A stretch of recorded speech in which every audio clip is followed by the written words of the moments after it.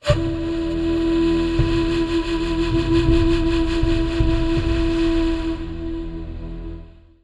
guys, M.V.K here, back again. Welcome back to, excuse me, another episode of non-comic lineup. As always, guys, we are here on the next pull of the lineup.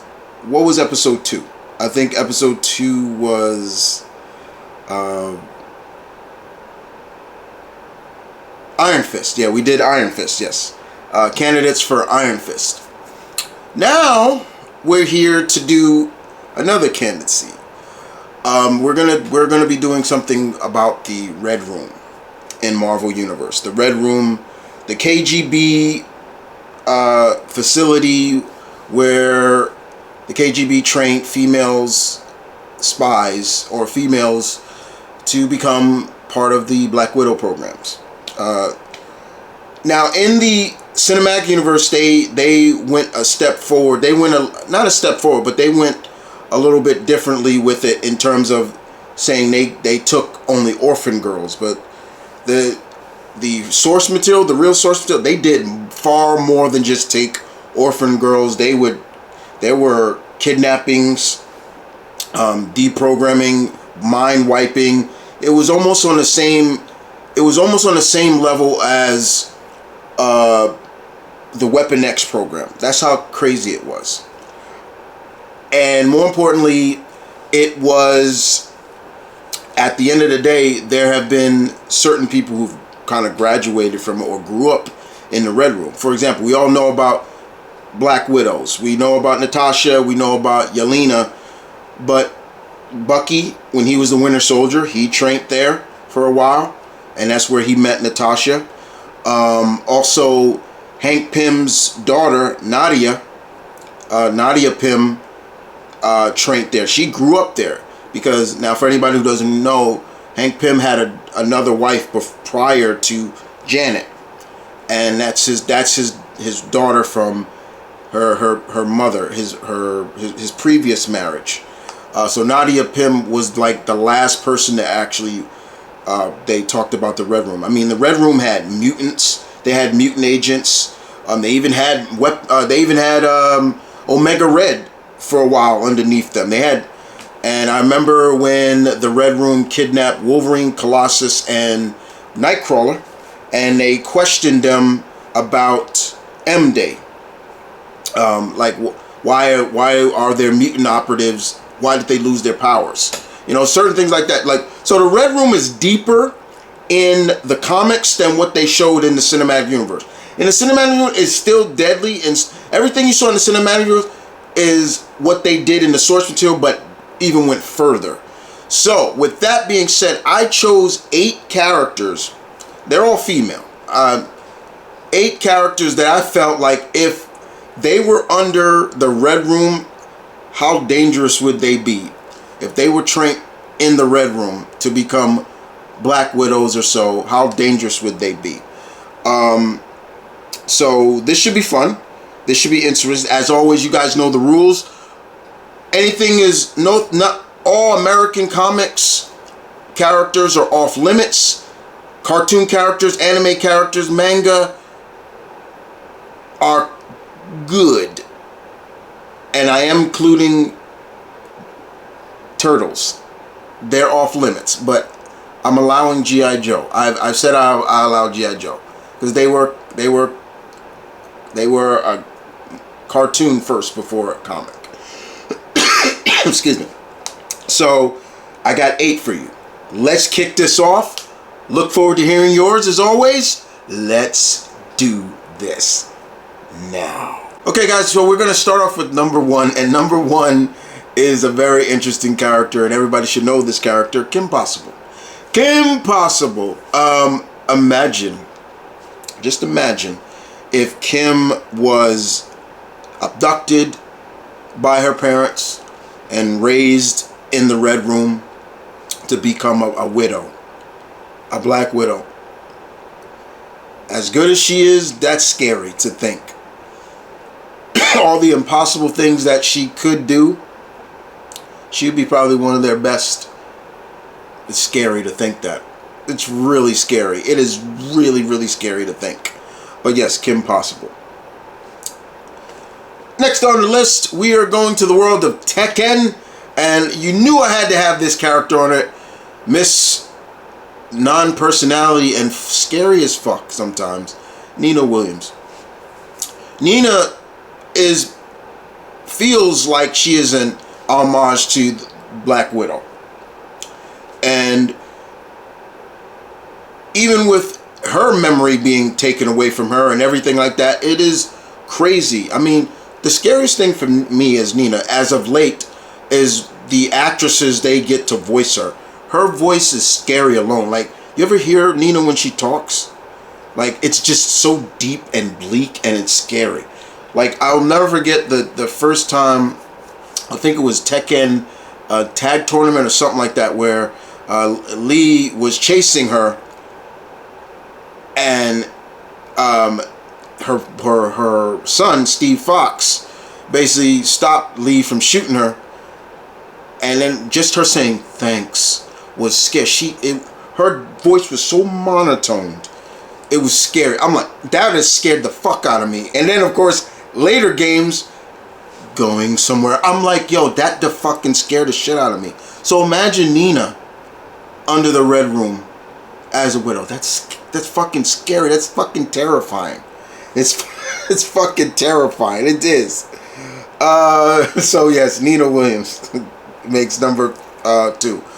Number 3 on the list, we go to the world of Street Fighter, and there ain't none that don't scream Widow Program, the Red Room, more than Cammy White. Look at what... Now, Cammy was a former Killer Bee. One of Bison's female assassins. His Killer Bees. There were more of them, but Cammy was definitely one of them, was able to break free. Nothing changed, but just imagine her as a widow.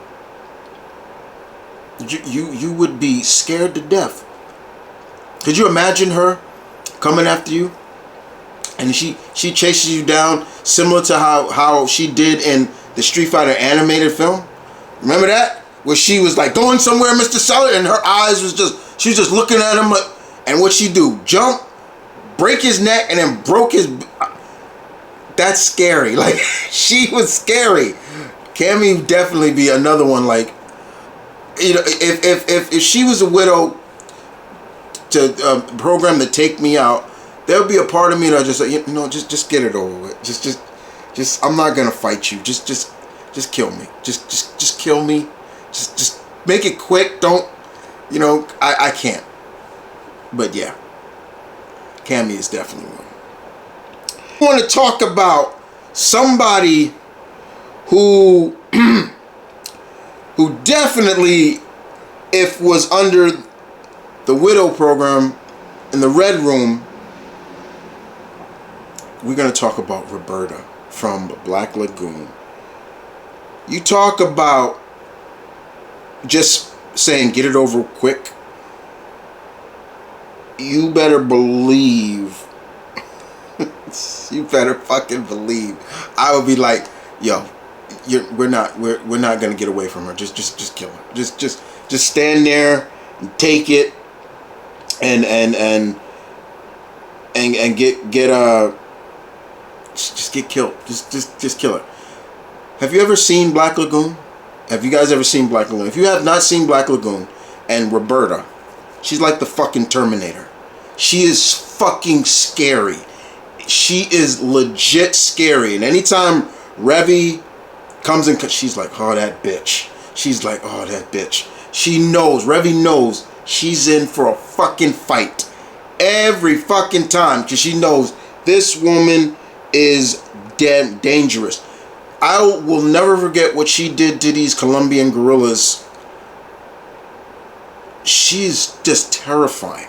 Now imagine deprogrammed, no memory, just programmed by the Red Room to be a widow.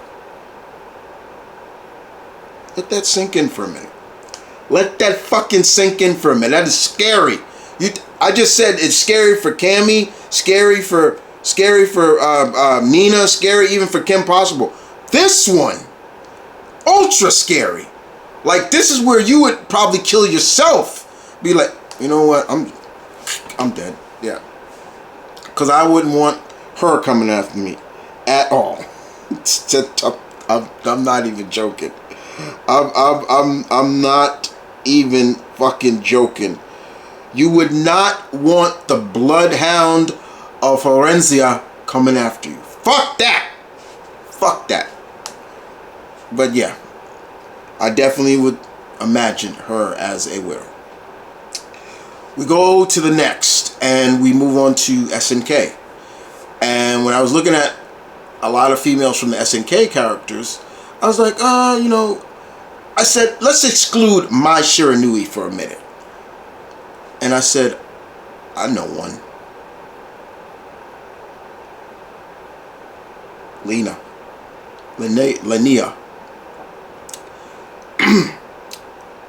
Now, this quiet assassin, because she's very quiet. You talk about a character that keeps her emotions in check. Like when she's in battle, she is fluent in battle. Like in battle, she's like when she's fighting, she's like a professor. But when she lets her emotions come out, it's a different subject.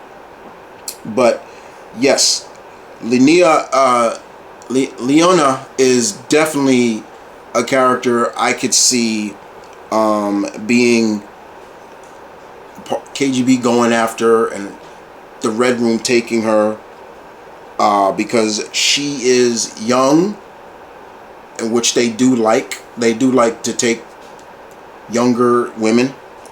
But you talk about just being a character that would never truly show her emotions. This one is it. She's deadly. So yeah, Liena. I'm probably saying her name wrong, but you know what I mean. It's so next up, let's move on to the next. Number 6, we move on to Christy from DOA. She's an assassin, and I was definitely looking for assassins. I'm like, yeah, spies, assassins, let's do it. This white-haired demoness uses her feminine ways to get close. So she would be a different type of widow, to a degree. But using them feminine ways to get close, and then just easily, whatever she needs to do to, whatever her objective is. They told her, well, you have to kill this guy. He likes to party at a strip club. I'm telling you right now, Christy would say, okay. And she would take on the form of a stripper, probably get close to him, that target, or even say, let's go into the champagne room. And there's only one person coming out of that champagne room, and that's her. Yeah. Yep. That's why I call her a white-haired demoness. She's like a succubus. She will get close to you real quick, use her feminine ways, and drain your ass. You know what I mean. I'm just saying. Alright. Moving on. Number 7 on the list we move on to is, of course, Widowmaker. Why not? Why not? You don't think she would be a part of the Red Room if they could? They would literally... You talk about probably the most iconic assassin and sharp sniper in the Overwatch universe. I mean, her name is Widowmaker. You don't think they took that off of Black Widow and to agree? And then how many times have we seen, oh, Widowmaker versus Black Widow? I've seen constant times people have come up with scenarios for that. But yes, imagine the Red Room getting a hold of Widowmaker. Probably still call her Widowmaker. Yeah, like she would be. Yes, this is Widowmaker. She's a part of the program, but yeah, we also call her Widowmaker, and she would she would be probably the deadliest from a distance. Because not saying that Widowmaker can't fight, but Widowmaker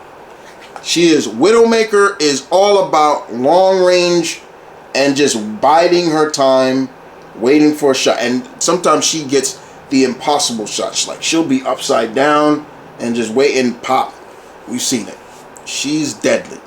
You talk about somebody who's got no emotion, no kind of just human qualities. That's Widowmaker. And last but not least, another person that I feel that would be a part of the Red Room is Ada Wong. Another one that would use her feminine ways, but I would definitely feel like the Red Room, the people of the operative that run the Red Room, would definitely use Ada for a lot of things, especially intelligence, gaining intelligence on people they want to take out. So she would definitely be a part of it.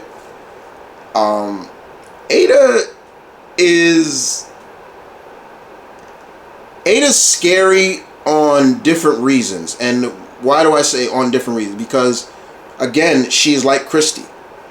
You look at her and you're like, she doesn't look dangerous. And yet she is.